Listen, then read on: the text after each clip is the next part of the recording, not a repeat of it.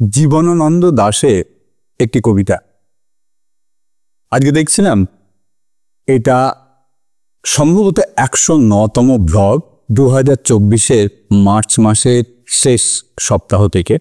তো সেই হিসেবে 1 বছর 2 মাস অতিক্রান্ত এবং এর আগে 108টা ব্লগ হয়ে গেছে বিভিন্ন বিষয় নিয়ে। মন, আমাদের ভাবনা চিন্তা, ব্রেন, ওয়েলবিং, তার সঙ্গে সঙ্গে Charlie Chaplin, Vincent van গগ, Rabi Thakur, জিড্ডু কৃষ্ণমূর্তিরও বিভিন্ন সময় লেখা আমি পড়েছি বা সেগুলোরও আদান প্রদান করেছি।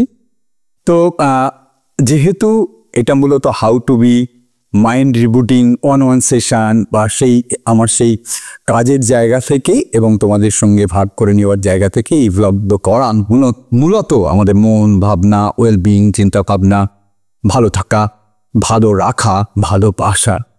যেহেতু প্রায় সব কিছুই কভার হয়ে গেছে, তবু মাঝে মাঝে নানা রকম জিনিস মাথায় আমার আসে। তোমরাও কেউ কেউ ফোন করে, হোয়াটসঅ্যাপে মেসেজ করে জানতে চাও, সেগুলো নিয়ে নিঃসন্দেহ করব। কিন্তু এর সঙ্গে সঙ্গে যেহেতু মূলত আমি সামান্য একজন ক্রিয়েটিভ পার্সন, দীর্ঘদিন থিয়েটার করেছি, সিনেমা করেছি, লেখালেখি, মূলত স্ক্রিপ্ট লেখালেখি, কিছুটা পড়াশুনো, তো এবার থেকে হয়তো একটু বেশি আমার প্রিয় নাটকের কিছু অংশ, সে বাদল সরকার হতে পারে, কবিতার কিছু অংশ জীবনানন্দ দাশ থেকে রবি ঠাকুর হতে পারে, তো সেগুলো তোমাদের সঙ্গে শেয়ার করবে এবং সেগুলোও কিন্তু ভালো থাকার অন্যতম মূল মন্ত্র। ওকে, তো আজকে জীবনানন্দ দাশে একটি কবিতা, সেই কবিতাটির নাম হচ্ছে 1946-47, 50-52 সালে সম্ভবত ওনার লেখা, কিন্তু আজও কি প্রচণ্ড তার রেলিভেন্স। এবং মূলত এই কবিতাটা আরও এই কারণে পড়ছি, তোমাদের সঙ্গে শেয়ার করছি। আমাদের ভাবনা চিন্তা, মন নিয়ে অদ্ভুত এক সূত্র আছে এবং এটা বলা উচিত। কৃষ্ণমূর্তি ফাউন্ডেশনেরই আমার এক বন্ধু ভাই পবিত্র আমাদের এক সেশনে, মানে কৃষ্ণমূর্তি ফাউন্ডেশনেরই একটা কথোপকথন আড্ডা সেশনে এই কবিতাটার কথা আমাকে বলে যে গৌতমদা এই কবিতাটা পড়ো বা সেখান থেকেও 2-3 লাইন শোনাও। সেইখান থেকেই কিন্তু আমার এই কবিতাটার কথা জানতে পড়া এবং সেই মুহূর্ত থেকে মনে হচ্ছে তোমাদের সঙ্গে আরও কিছু মানুষের সঙ্গে যদি এটা ভাগ করে নেওয়া যায়। ওকে, শোন।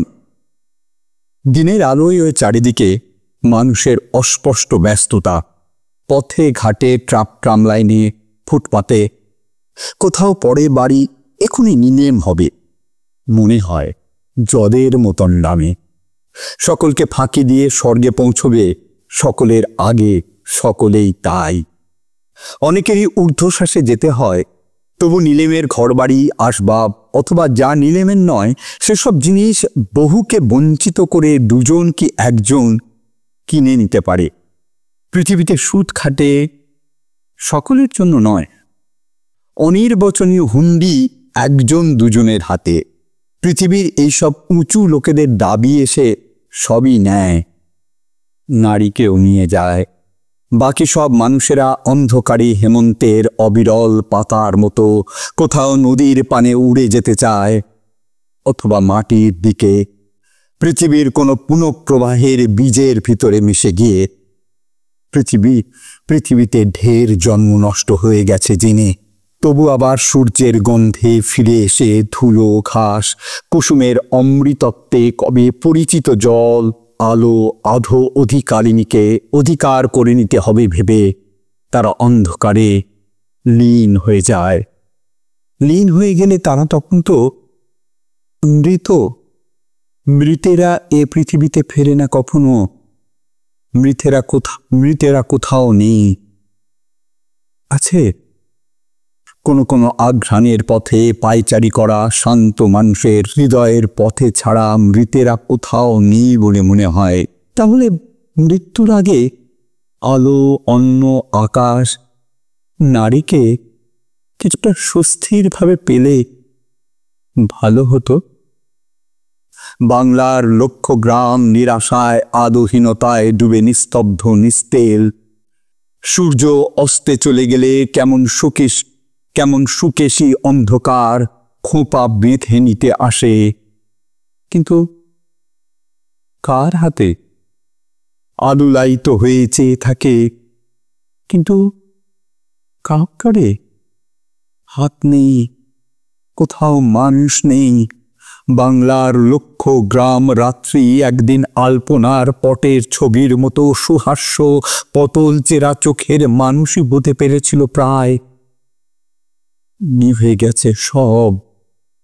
এইখানে নবান্নের ঘ্রাণ ওরা সেদিন পেয়েছে। নতুন চালে রসে রৌদ্রে কত কাক, এ পাড়ার বড় মেজো ও পাড়ার দুলে বয়েদের ডাক শাখে উড়ে এসে সুধা খেয়ে যেত। এখন টুং শব্দ নেই সেই সব কাক পাখিদেরও। মানুষের হার খুনি, মানুষের গণনার সংখ্যাধীন নয়, সময়ের হাতে অন্তহীন। ওখানে চাঁদের রাতে প্রান্তরে চাষার নাচ হতো।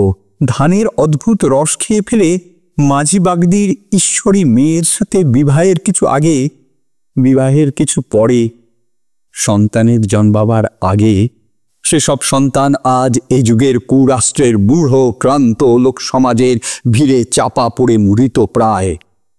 আজকের এই সব গ্রাম্য সন্ততি প্রপিতামহের দল হেসে খেলে ভালোবেসে অন্ধকারে জমিদারদের চিরস্থায়ী ব্যবস্থাকে চড়কের গাছে তুলে ঘুমায় গিয়েছে।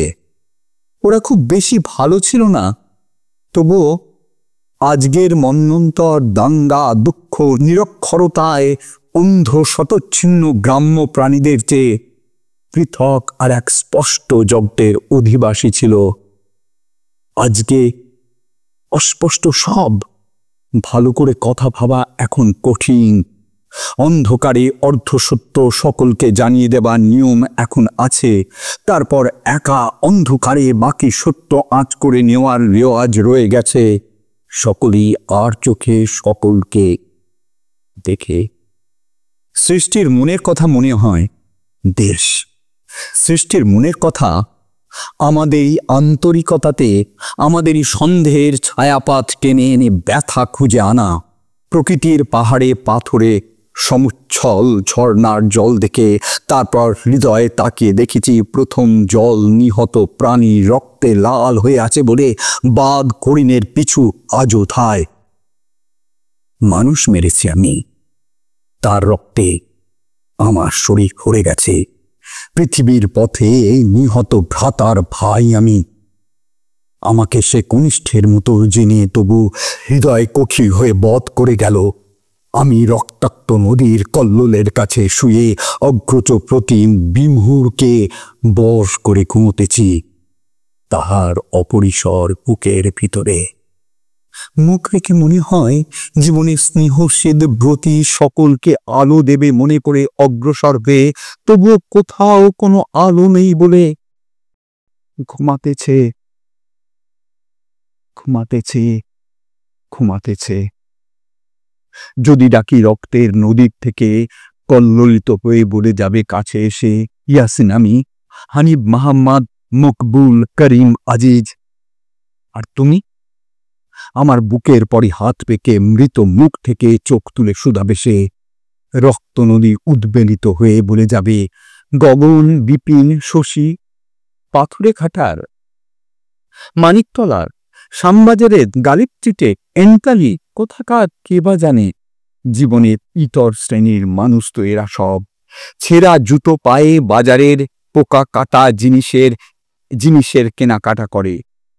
সৃষ্টির অপরিক্রান্ত চারণার বেগে সব প্রাণ কণা জেগেছিল বিকেলের সূর্যের রশ্মিতে। সহসা সুন্দর বলে মনে হয়েছিল কোনো উজ্জ্বল চোখের মনীষী লোকের কাছে এইসব অনুর মতো উদ্ভাসিত পৃথিবীর উপেক্ষিত জীবনগুলোকে। সূর্যের আলোর ঢলে রোমাঞ্চিত রেণুর সংঘর্ষে যে শব্দ জেগে ওঠে, সেখানে সময় তার অনুপম কণ্ঠের সঙ্গীতে কথা বলে। কাকে বলে? ইয়াসিন, মকবুল, শশীর সহসা নিকটে এসে কোন কিছু বলবার আগেই আধখণ্ড অনন্তের অন্তরের থেকে যেন ঘের কথা বলে গিয়েছিল। তো অনন্ত তো খণ্ড নয়, তাই সেই স্বপ্ন, কাজ, কথা অখণ্ড অনন্তে অন্তর্হিত হয়ে গেছে। কেউ নেই, কিছু নেই, সূর্য নেভে গেছে। এ যুগে এখন ঢের আলো কম, আলো সব দিকে। তবে আমরা এই পৃথিবীর বহুদিনকার কথা, কাজ, ব্যাখ্যা, ভুল সংকল্প, চিন্তার মর্যাদায় গড় কাহিনীর মূল্য নিংড়ে এখন সঞ্চয় করেছি বাক্য, শব্দ, ভাষা, অনুপম বাচনের রীতি। মানুষের ভাষা তবু অনুভূতি দেশ থেকে আলো না পেলে নিছক ক্রিয়া, বিশেষণ, এলোমেলো নিরাশ্রয় শব্দের কঙ্কাল। জ্ঞানের নিকট থেকে ঢের দূরে থাকে। অনেক বিদ্যার দান উত্তরাধিকারী পেয়ে তবু আমাদের এই শতকের বিজ্ঞান তো সংকলিত জিনিসের ভিড় শুধু বেড়ে যায় শুধু।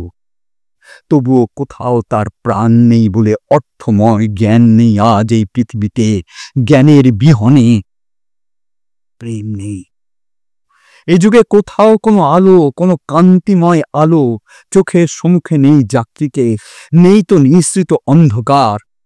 রাত্রির মায়ের মতো মানুষের বিহল দেহের সব দোষ প্রক্ষালিত করে দেয় মানুষের বিহল আত্মাকে।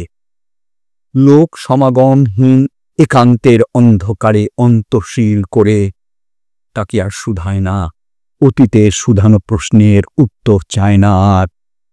শুধু শব্দহীন মৃত্যুহীন অন্ধকারে ঘিরে রাখে সব অপরাধ, ক্রান্তি, ভয়, ভুল, পাপ, বিতকাম হয় যাতে। এ জীবন ধীরে ধীরে বিতশোক হয়, স্নিগ্ধতার হৃদয়ে জাগে। যেন দিক চিহ্নময় সমুদ্রের পাড়ে কয়েকটি দেবদারু গাছের ভিতরে অবলীন বাতাসের প্রিয় কণ্ঠ কাছে আসে মানুষের রক্তাক্ত আত্মায়। সে হাওয়া অনবিচ্ছিন্ন সুগমের, মানুষের জীবন নির্মল। আজ এই পৃথিবীতে এমন মহানুভব ব্যাপ্ত অন্ধকার নেই আর। সুবাতাস, গভীরতা, পবিত্রতা নেই। তবু মানুষ অন্ধ দুর্দশার থেকে স্নিগ্ধ আধারের দিকে, অন্ধকার হতে তার নবীন নগরী গ্রাম উৎসবের পানে যে অনবনহনে চলেছে আজও, তার হৃদয়ের ভুলের পাপের উৎস অতিক্রম করে চেতনার বলয়ের নিজ গুণ রয়ে গেছে বলে মনে হয়।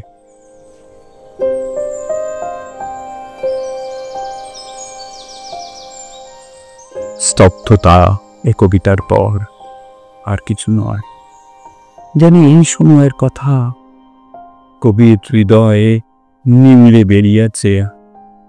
এখনকার সময়, এখনকার বাংলা, এখনকার মানুষজন, এখনকার পৃথিবী। সেই জন্যই তোমাদের সঙ্গে শেয়ার করা।